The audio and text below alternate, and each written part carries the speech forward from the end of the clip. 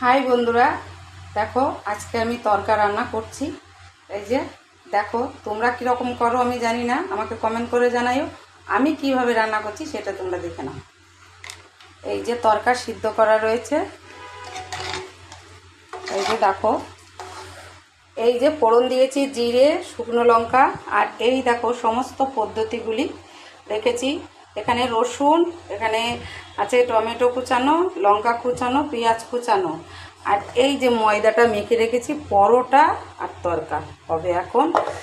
তা তোমরা কিভাবে করো, আমি এই রসুনটা দিয়ে দেবো বন্ধুরা। দেখো রসুনটা আগে দিয়ে দিলাম, এবার নাড়াচাড়া করে এবার দিয়ে দেবো পেঁয়াজটা দিয়ে দিচ্ছি।